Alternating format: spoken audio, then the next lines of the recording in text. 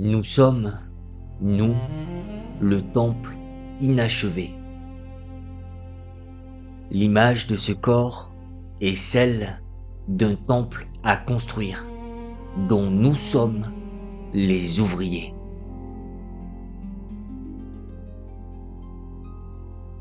Accueillez cette parole non comme une simple pensée, mais comme une fondation sur laquelle nous allons, ensemble, poser la première pierre de notre compréhension. Ce que vous entendez là est la voix d'Annick de Souzenel. Elle nous rappelle, dès le seuil de ce voyage, que nous ne parlons pas ici de tissus, de muscles ou d'ossements inertes destinés à la poussière. Nous parlons d'architecture sacrée. Nous parlons de vous comme d'un édifice en perpétuel devenir. Je vous invite à rencontrer celle qui nous tend ce miroir, Annick de Souzenel, qui n'est pas seulement une femme de lettres, elle est une tisserande de monde. Imaginez une âme qui a su marier la rigueur des mathématiques à la compassion de l'infirmière, l'écoute profonde de la psychothérapeute à la sagesse vertigineuse de la théologienne orthodoxe. Elle se tient là, au carrefour des disciplines, telle une gardienne éclairant la nuit. Son œuvre majeure, le symbolisme du corps humain, a vu le jour alors que le monde occidental, assoiffé et inquiet, cherchait un sens à son existence matérielle. Dans ce livre, qui est bien plus qu'un livre, elle jette un pont de lumière entre la psychologie des profondeurs de Carl Gustav Jung et la mystique brûlante de la tradition judéo-chrétienne. Elle nous offre une relecture vertigineuse de notre propre chair à la lueur de la langue hébraïque, cette langue de feu où chaque mot cache une révélation. Je veux que vous sentiez la portée de cette vérité. Votre corps n'est pas une fatalité biologique. Il n'est pas une machine aveugle qui s'use avec le temps. Non, votre corps est un langage. Chaque organe qui bat en vous, chaque os qui vous soutient, est une lettre d'un alphabet divin, un message codé qui attend patiemment d'être lu. Et tant que nous restons illettrés de notre propre chair, nous subissons notre destin. Mais dès que nous commençons à déchiffrer ce texte sacré inscrit dans nos membres, nous libérons un potentiel spirituel immense. Nous sommes appelés à une mutation. Nous sommes des êtres de passage, invités à transformer notre densité en clarté. C'est pourquoi, dans les minutes qui vont suivre, je serai votre guide dans cette ascension intérieure. Nous allons gravir votre corps comme on gravit une échelle sainte, barreau après barreau. Nous partirons de la terre de vos pieds pour nous élever jusqu'au ciel de votre crâne. Préparez-vous, car nous allons traverser les portes de votre propre temple pour y découvrir le secret de votre naissance véritable.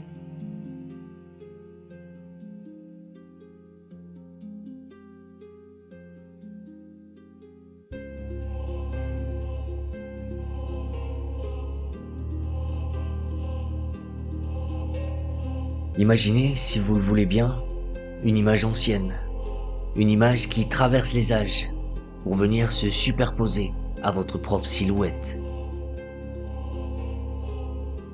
Imaginez un arbre, mais pas un arbre ordinaire qui puise sa vie uniquement dans l'humus des forêts. Dans la vision mystique que nous offre Annick de Souzenel, inspirée de la Kabbale, vous êtes un arbre inversé. C'est là le grand paradoxe de notre nature. Vos véritables racines celle de votre essence, plonge dans le ciel, dans le cœur du divin. Votre feuillage, lui, se déploie ici-bas, sur la terre. Nous sommes des êtres célestes, plantés dans le sol du monde. Mais pour que la sève remonte vers la source, pour que vous puissiez retrouver la mémoire de vos racines célestes, il vous faut commencer le voyage par le bas. Il vous faut partir de la matière la plus dense. Regardez vos pieds. Posez votre attention sur eux. Souvent oubliés, enfermés. Ils sont pourtant votre premier contact avec le miracle de l'existence. Dans la tradition hébraïque, cette zone correspond à Malkout, le royaume. C'est la terre ferme, c'est le réel. Vos pieds ne font pas que marcher, ils embrassent la poussière du monde. Ils sont le socle de votre temple. Comprenez bien qu'il n'y a pas de spiritualité qui flotte dans les nuages sans cet ancrage puissant. Aimer le ciel, c'est d'abord aimer la terre que l'on foule. C'est accepter d'être là, ici et maintenant, dans la lourdeur parfois, dans la réalité tangible. Remontez doucement le long de la voûte plantaire jusqu'à votre talon. Ici réside un secret ancien. En hébreu, le talon se dit Akev. Ce mot résonne avec le nom de Jacob, celui qui, à sa naissance, tenait le talon de son frère Ésaü. Le talon est une zone d'ombre et de lumière. C'est le lieu de la vulnérabilité, comme celui d'Achille, et parfois le lieu de la ruse, de ce qui en nous veut trébucher ou faire trébucher. Mais ne jugez pas votre talon, car c'est aussi votre point d'appui. C'est sur la fermeté de votre talon que vous prenez l'élan pour sauter, pour vous élever. C'est là que la traîtrise de l'ego peut se transformer en fidélité à la marche. Chaque pas que vous faites est une victoire sur l'inertie, une transformation de l'ancien Jacob en Israël, celui qui lutte avec Dieu.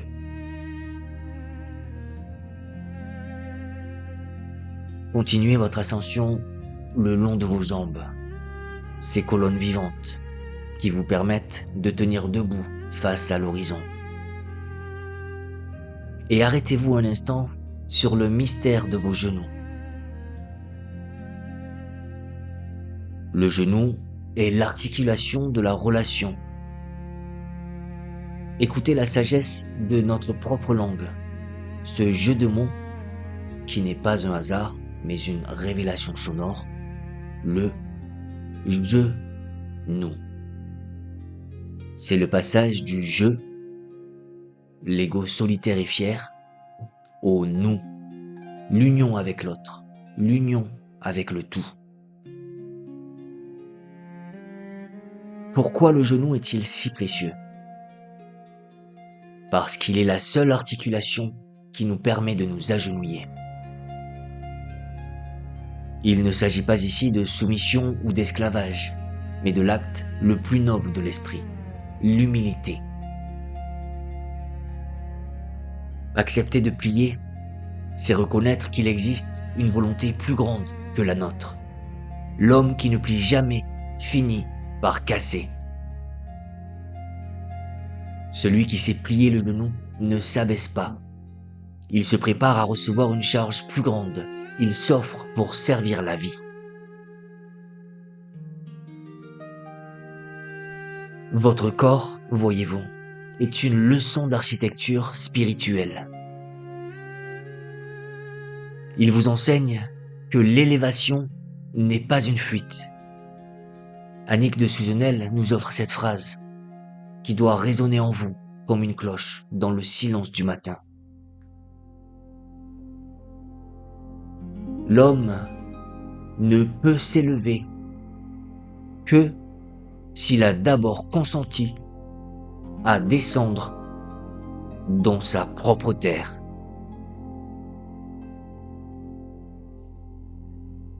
Oui, il faut descendre. Il faut habiter ses pieds, bénir ses talons, assouplir ses genoux. C'est en plongeant avec amour dans la densité de votre argile que vous trouverez l'énergie nécessaire pour grimper vers la lumière. Vos fondations sont posées.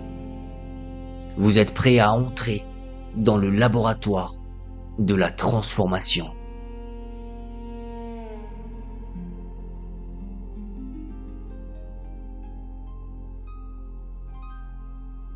Nous arrivons maintenant au grand bassin, cette coupe large et profonde que votre squelette dessine avec tant de grâce.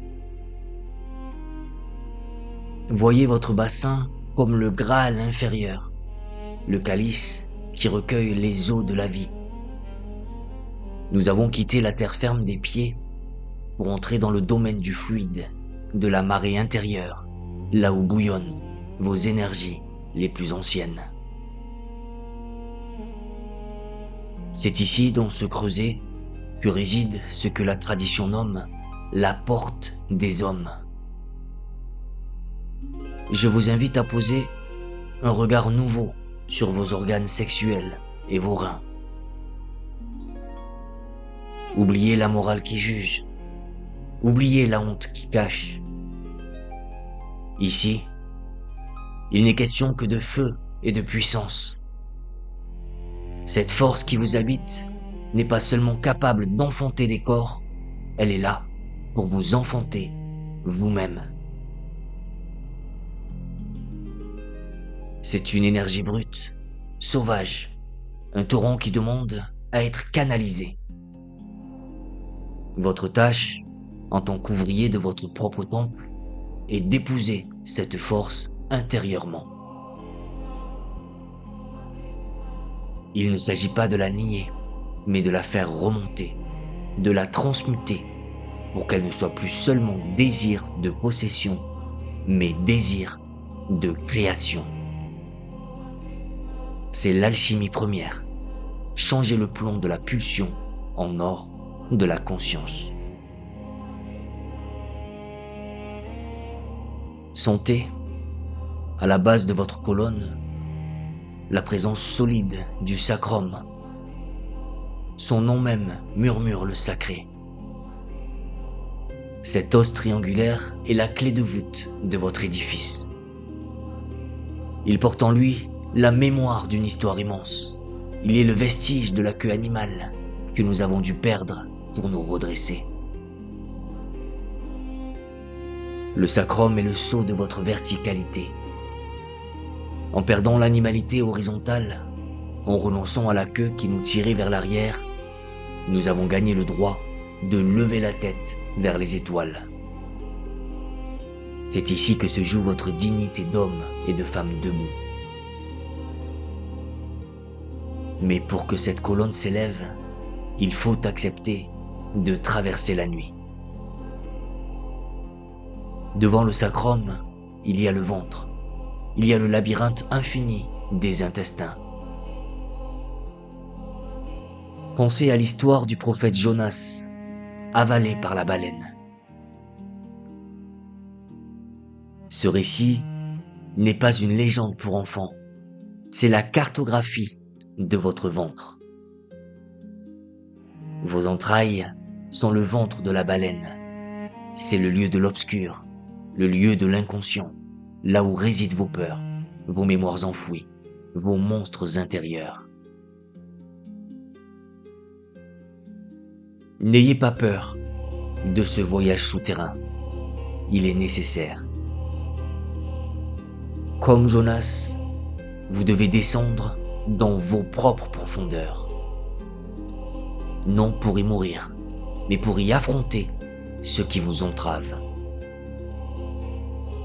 C'est dans cette nuit du ventre que se prépare la résurrection.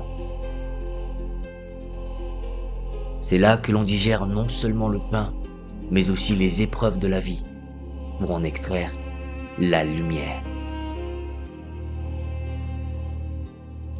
Parfois, pourtant, le chemin se bloque. L'énergie ne circule plus. La baleine se referme.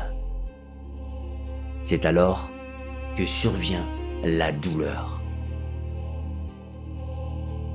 Annick de Suzenel nous offre ici une parole de guérison, une vérité qui peut changer votre regard sur la souffrance.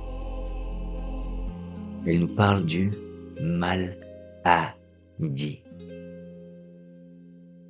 Écoutez la langue des oiseaux. La maladie et le mal qui a dit. La maladie n'est pas une punition aveugle du destin, ni un hasard cruel. Elle est un messager. Elle est la voix de votre corps qui crie parce que vous n'avez pas entendu son murmure.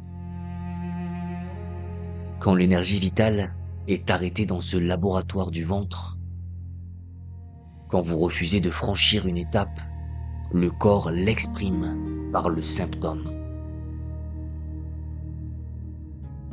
Voyez votre douleur non comme une ennemie à abattre, mais comme une lettre urgente que votre âme vous envoie.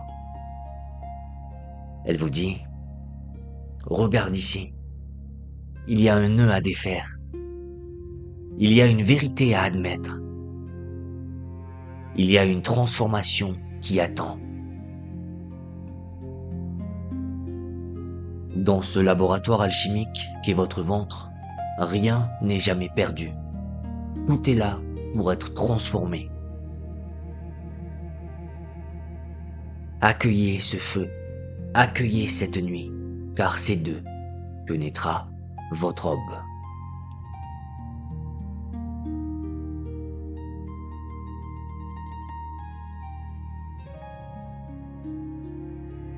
Et maintenant, pèlerins de l'intérieur, levez les yeux.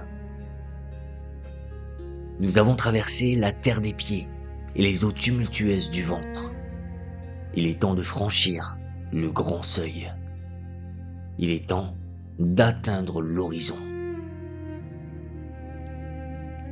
Sentez, juste au-dessus de votre abdomen, ce grand muscle qui s'étend comme une voile tendue. Le diaphragme. Ce n'est pas simplement une frontière anatomique. Dans la géographie sacrée que nous dessinons, c'est une mer à traverser. C'est votre mer rouge. Souvenez-vous de l'Exode. Pour quitter l'esclavage, pour s'arracher à la tyrannie des peurs et des appétits sans fin qui règnent dans les entrailles, il faut du courage. Il faut écarter les os. Traverser le diaphragme, c'est passer de la survie à la vie. C'est l'acte héroïque par excellence. Quitter le poids de la fatalité pour respirer l'air de la liberté. Une fois cette mer franchie, vous pénétrez dans le vaste sanctuaire du thorax. Ici, l'espace s'ouvre. Ici, la densité se fait lumière. Voyez vos poumons. Ne les imaginez pas comme de simples sacs d'air, mais comme des ailes. Oui, des ailes intérieures, repliées dans le secret de votre poitrine, qui ne demandent qu'à se déployer. En hébreu, le mot pour le souple est ruach. Ce mot désigne aussi l'esprit. Comprenez-vous ce que cela signifie? À chaque inspiration, ce n'est pas seulement de l'oxygène que vous buvez, c'est le souvenir de votre origine. Respirer, c'est inviter l'esprit à descendre dans la matière. C'est dire oui à l'immensité qui veut habiter en vous. Et au centre de ce ciel intérieur, tel un soleil vibrant, règne le cœur. Détachez-vous, je vous en prie, de l'image affadie que les poètes distraits nous ont donnée du cœur. Il ne s'agit pas ici du siège des émotions passagères ou de la sensiblerie qui pleure sur elle-même. Dans la vision d'Annick de Suzenel, le cœur est le trône de la connaissance. C'est le lieu de la synthèse brûlante. C'est ici que les opposés se réconcilient. Le cœur est le point central, Tiferet, la beauté, où la rigueur et la miséricorde s'embrassent. C'est l'organe qui sait, bien avant que le cerveau ne comprenne. Quand vous descendez dans votre cœur, vous ne fuyez pas le monde, vous le voyez enfin tel qu'il est, unifié.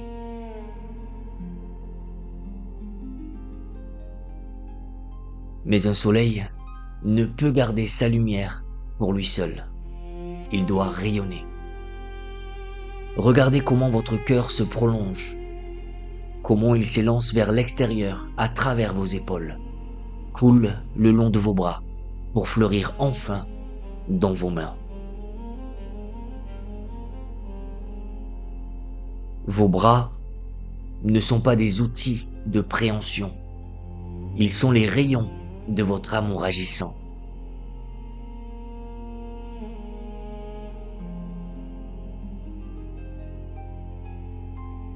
Et vos mains?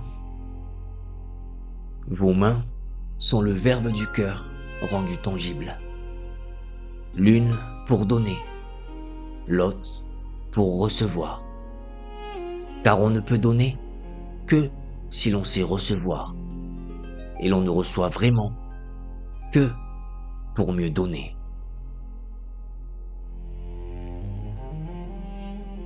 Vous êtes maintenant à la croisée des chemins. Vous n'êtes plus tout à fait en bas, dans la boue de la genèse, et pas encore tout à fait en haut, dans le silence de l'esprit. Vous êtes dans l'espace de la rencontre. C'est ici, dans la respiration ample et le battement lucide, que l'homme commence véritablement à aimer. Respirez. Sentez vos ailes frémir. Le sommet vous attend.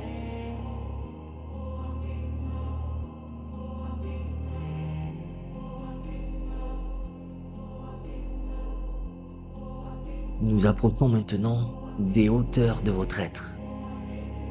Nous avons gravi la montagne du corps et nous voici parvenus à un passage étroit, un défilé sacré et périlleux. Votre cou. Voyez cette zone comme un isthme, une bande de terre fragile reliant deux continents immenses. Le continent du corps, avec ses feux et ses eaux, et le continent de la tête, siège du commandement. Le cou est le lieu du passage. C'est ici que le souffle se fait voix. C'est ici que le silence intérieur tente de devenir parole. Mais prenez garde, car l'isthme est un lieu de vérité. Si votre cœur, en contrebas, est lourd de non-dits ou obscurci par la rancune, la parole se brisera ici. Elle deviendra tout, cri ou bégaiement. Pour que la voix s'élève, pure et claire, elle doit traverser ce canal sans encombre. Le cou est le gardien du seuil. Il ne laisse passer que ce qui est juste. Au-dessus de ce pont, le paysage s'ouvre sur le visage. Votre visage n'est pas un masque social. Il est le vitrail de votre cathédrale. C'est par lui que la lumière de l'âme filtre vers le monde. Vos yeux, vos oreilles, vos narines, votre bouche, sont les fenêtres par lesquelles l'univers entre en vous et par lesquelles vous vous offrez à l'univers.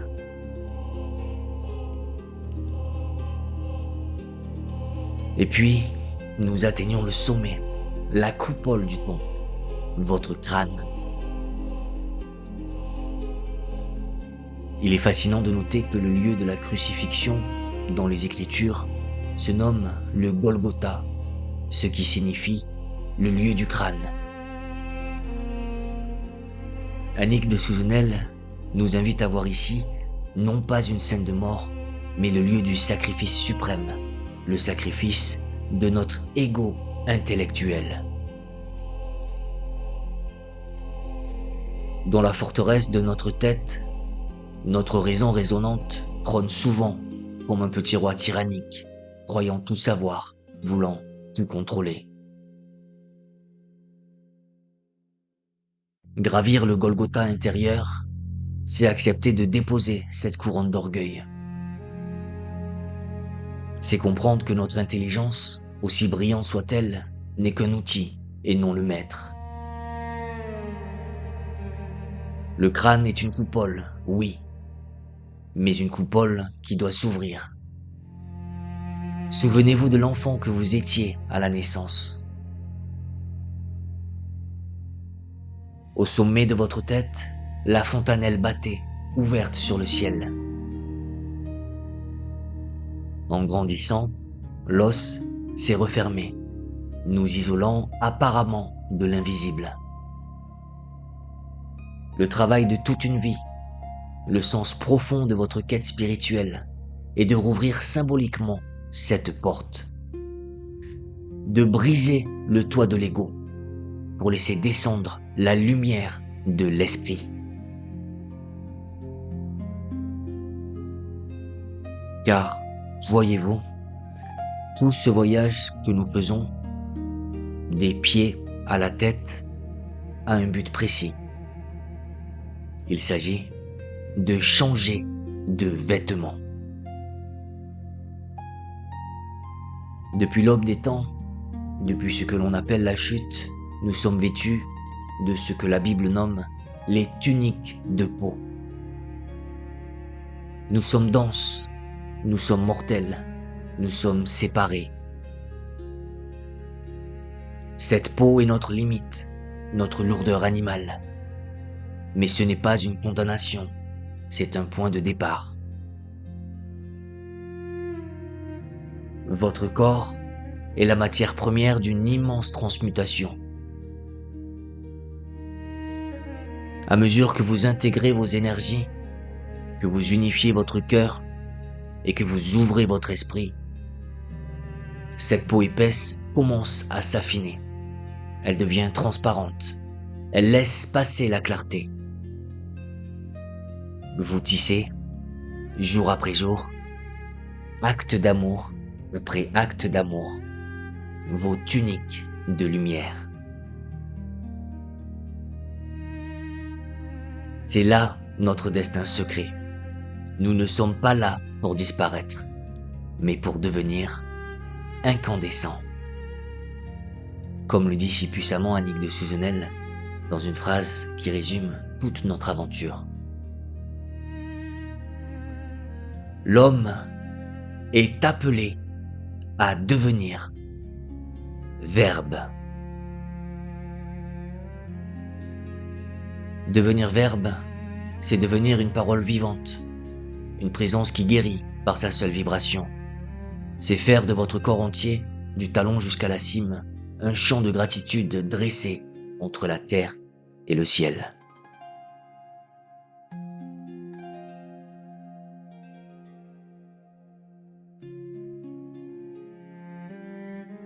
Voici que notre ascension touche à sa fin et le silence retombe doucement sur nous. Regardez le chemin parcouru. Nous sommes partis de l'humilité de la terre sous vos pieds. Nous avons traversé le feu purificateur de votre ventre. Nous avons déployé les ailes de votre souffle dans le ciel du cœur pour enfin toucher la lumière au sommet de votre crâne. Gardez cette certitude ancrée en vous. Bien avant les bibliothèques de papier, le livre le plus précieux, le plus sacré, c'est vous. Votre corps est une cathédrale de chair qui contient toute la mémoire du monde et toute la promesse de l'avenir. C'est là l'immense héritage qu'Annick de Suzenel nous confie.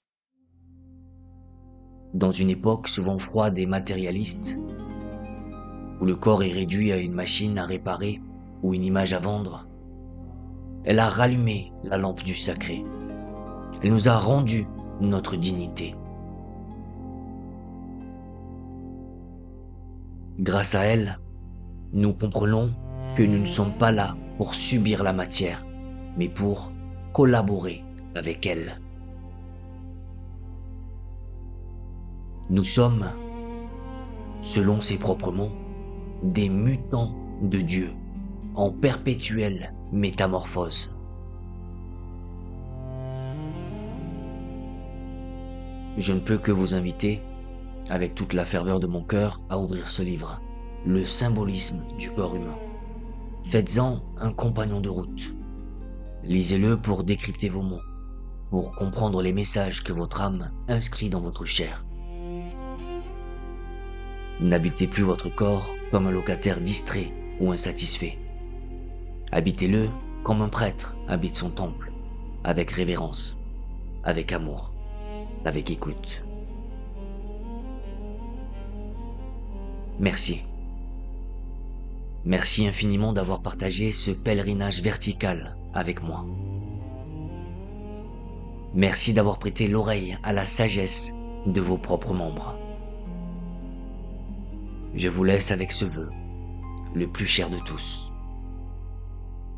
Puissent vos lourdes tuniques de peau, jour après jour, devenir diaphanes, jusqu'à révéler enfin la lumière inaltérable qui brille en vous. Paix sur votre temple.